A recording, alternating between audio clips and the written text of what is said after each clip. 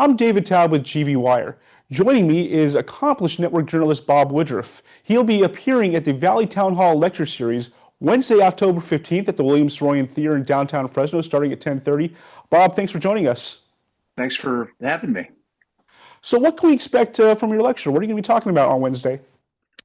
Well, I'm going to talk about what we were doing over in Iraq when this war was going on, how I was covering it, what ultimately happened to me, and what's happened to the veterans. Also, some of the resilience that we can have, and certainly the United States has had that. And then ultimately, we started a foundation to help the veterans that were not treated as well as could be, try to fill that gap between what the government's able to do for them and what they're not. Right. Now, you were an accomplished network journalist. I mean, you were just named as the anchor of ABC World News Tonight, and then about a month later, you go to cover the Iraq War, and tragedy happens. Tell us what we can expect to hear from you, about probably the most, I would say, is it the most significant event of your life, at least journalistically? Well, ironically, when I started, the reason why I got into journalism was that I was back in 1989. I was a witness. I was working in Beijing when I was a lawyer when that Tiananmen Square massacre happened at the end of my year there teaching, and all my students went protesting, and then ultimately I witnessed the entire massacre that happened that day.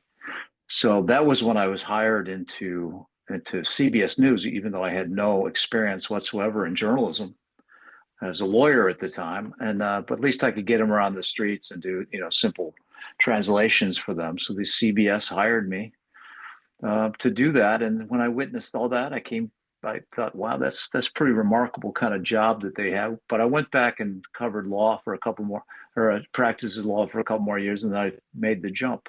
So I would say that was in some ways the most influential on me in terms of a very sharp turn that put me on. But yes, without question, what happened to me in Iraq was, obviously crucial to a huge change in my life. This time though, for negative. Right. Um, so let's start at the beginning. You were a lawyer. You went to the University of Michigan Law School. I'm a University of Michigan graduate myself, so go blue. Um, you know, well, what was that transition like? Just being a lawyer, in essence, being interview subject on the network news, to all of a sudden becoming a correspondent and eventually the anchor. Now, what was that like transition like? Yeah, I mean, listen, it's a long road. You leave law, you got to take a gigantic pay cut to go into journalism. Um, so I had to get used to that. But on the other hand, I did it. I was instantly happier when I did it. All the studies show it's not the money that brings you happiness. It's just what you do. And so I did. I loved it. And then went up, starting out covering the Department of Justice for ABC and DC. And then my dream was also partly been my experience before, and also I was an international travel addict, and so I pushed to be based in the London bureau. So I moved there, and guess what happens when I'm there? 9/11 hits. I witnessed those planes hitting the buildings in Wall Street, and within 5 hours, I left London, went to Pakistan for the next 17 months. I was in Pakistan and then into Afghanistan and covered that. And that was the beginning of that kind of work that I did. Largely for the next 10 years, it was just war coverage. Now, you replaced Peter Jennings, and I remember watching network news in the 80s and the 90s. It was the big three: Peter Jennings, Dan Rather, Tom Brokaw. What was it like? How has you say the network nightly news changed in the last 35 years? Yeah, without question, it's an interesting story about how television news really started. Is that, there was in the 1960s into the 70s, there was absolute monopolies by three major networks because there's limited airspace, to get that kind of television broadcasted. So you had to pass the FCC, every 6 years or so. So they decided, in order to make sure that they guaranteed they get their FCC passed, they started television news as a form of service instead of just pure entertainment. So they started, half hour and then an hour of evening news, and they did that. But that was just really based completely on the solid news, um, uh, and that be, because they didn't really need profit at all back then because it was part of this huge income for entertainment. And then cable comes along in like 1980 or so, and CNN starts, and they don't have to pass an FCC, so they could kind of put any material on that they wanted. So it did not necessarily have to be really hard news, important stories. It could have all sorts of elements of entertainment and sports and weather and all that sort of thing. So that put it in a different direction then. And then social media comes out, or everybody and their mother can come out and talk about what is quote unquote facts. And then of course that changed everything. Then the trust of news took a big impact because some people don't know the difference between news and broadcast of podcasting and just on your you know Instagram and etc. It also seems like the longevity of the network news anchor changed. I mean, Brokaw, Jennings, rather, they were on anchoring for 20 plus years each, all at the same time. And, since, and I guess since, the late 90s, mid 2000s, it just seems like there's a rotation every 5 years or so of the number one face of each network. How does that change things? How does that differ the relationship between the network news and the viewer? I would have done that too. Mine only lasted a month and a half before I got blown up. So I mean, who knows if I would have lasted longer than that? But yeah, I know that things are changed all the time because it's just such a different process. If you looked at social media, et cetera, everything has changed. So I think there was a time where people trusted only one person, their favorite, in the evening for the news. So they want to make that kept it, keep that the same. I think the younger generation doesn't have that kind of faith in the story anchor than they used to have in the old days. So I think that part has changed, sure. But I think some of the Sure. top ones have stayed there for a long time. Right. Now, you have been a war correspondent. How does that beat differ than any other beat? Whether it's covering the White House or other Washington or, even city council. I mean, what makes the war beat, covering wars, war-torn areas so different? Well, obviously, danger is one of them, safer than the White House, and at least in terms of physically and getting shot, just different risk there. But there's always that part of it.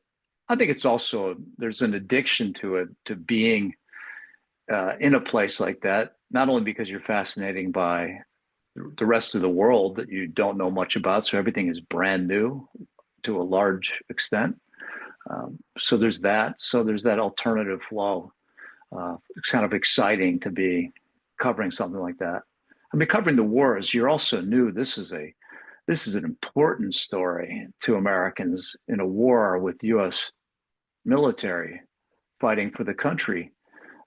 So you have the feeling of, I guess maybe a service in some ways too, to cover what's going on. People in America want to know what's really happening, and there was only way to really see what's happening is to be in the place. It's not the kind of story you could just read newspapers and magazines and know really what's happening unless those reporters had been there to witness it. So I think it's a little bit different that way.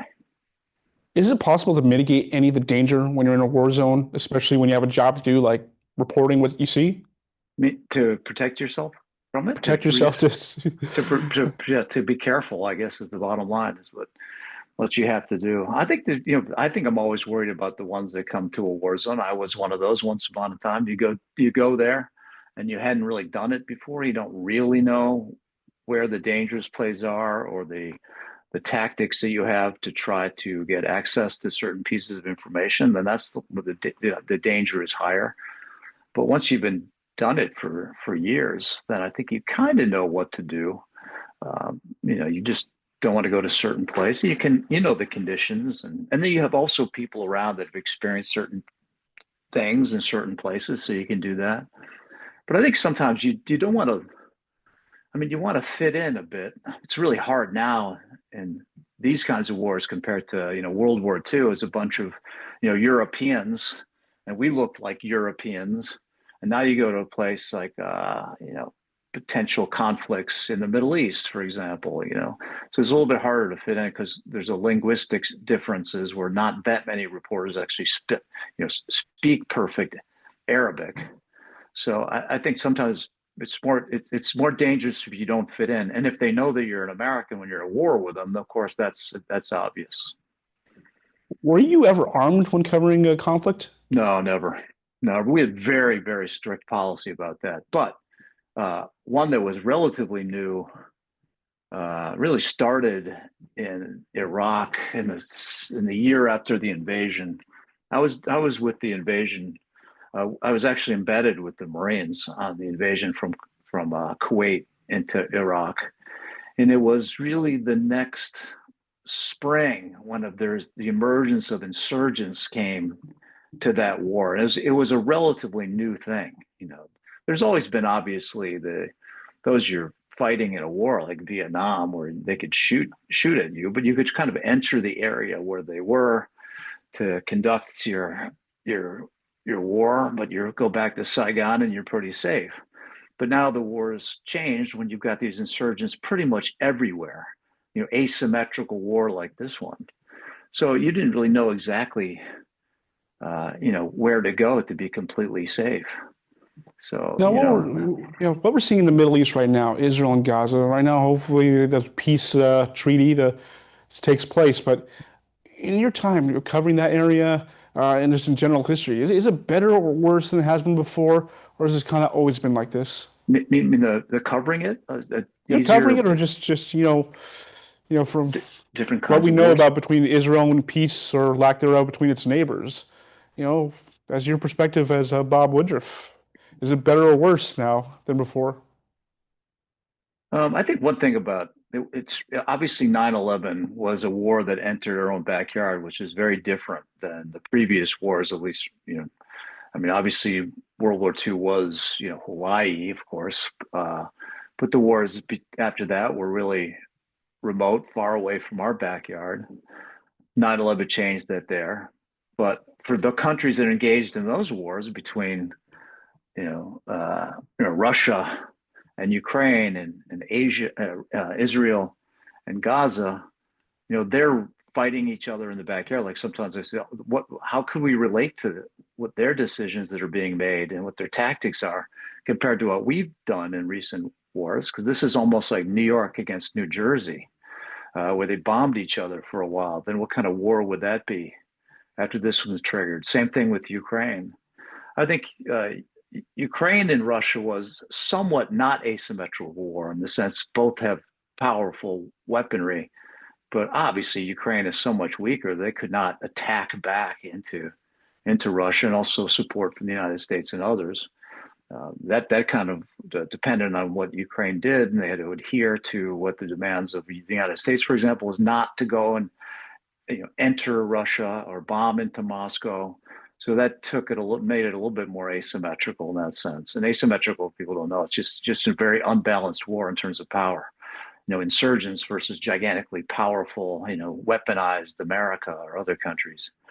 So this one was a slight like that, and of course, uh, it's a asymmetrical in terms that Gaza had no way to fight back, but of course they had allies like Iran could and tried, but failed to do so. So these wars are very different than uh, than ones we in most of our history have done in the United States.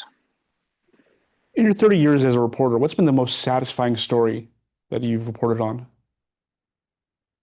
Some people kind of ask that. It's like satisfying. There's sort of the importance, like I said, about covering the wars of America, where our own Americans are out there sacrificing their lives.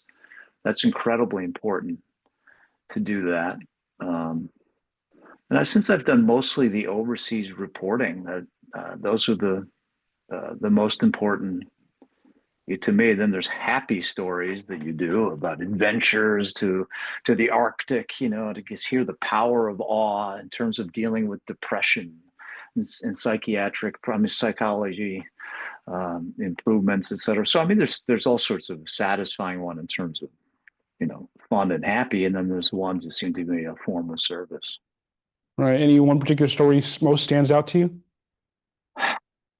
God, this is because I have a little aphasia on my left part of my head. It's hard for me to remember the names for particular ones that I did. But Well, obviously, you have a long um, body of work. yeah. How about this? Have you ever covered any stories in Fresno? Or have you been to Fresno before? No, I lived in San Francisco for 2 years, my last 2 years of law. I've never actually been to Fresno, believe it or not. I've been to Yellowstone area and that before, but I can't wait to see. I mean, it looks like an amazing town. Now I'm trying to figure out how to fly out of there with nothing but connections, coming back to New York. I was almost saying, can I take like an Uber from Fresno to the Los Angeles airport? Like, is it? That may be easier flying.